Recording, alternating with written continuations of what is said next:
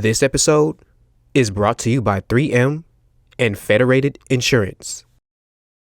I'm glad to have you back. I'm glad to be talking about this topic because this time of year, okay, we're getting towards the end of the busy season here. And I tell you what, this is the time of year where projects are getting stacked up on top of each other. Things are running behind schedule. Payments are late. Okay, this can be a pretty tough time to be a contractor. And so I think that what you have to share with us today is going to really benefit us. To open up our conversation, do you work with contractors all the time?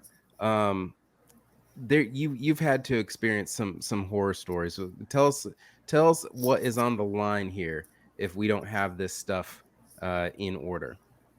Well, kind of, what you work so hard for is on the line. And I can just tell you from personal experience when I was growing up and I would work for my uncle and starting on Wednesday afternoon, maybe Thursday, everybody get really on edge because we're trying to collect the money for payroll that's due on Friday, right?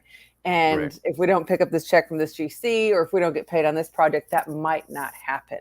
And so it's a huge cash flow issue, and just have those butterflies in your stomach. Okay, how am I going to make payroll? How am I going to do this? And trying to solve that problem, and it happens all the time. Like I have people come in all the time that are too late to file lien, and they walk away from $50,000-$60,000. And here's the thing, and it's never because they didn't do anything. It's because they heard a promise of payment. Yes, I'll pay you. Yes, I'll pay you. And they don't really know if the person who promised paying them means that, or is just trying to push them outside their lien rights. I mean, I've had it several times. A client comes in, a particular mason comes in, he's owed, $20,000 on the job. The guy says, I'm going to pay you. I'm going to pay you. And then he just quits answering the phone.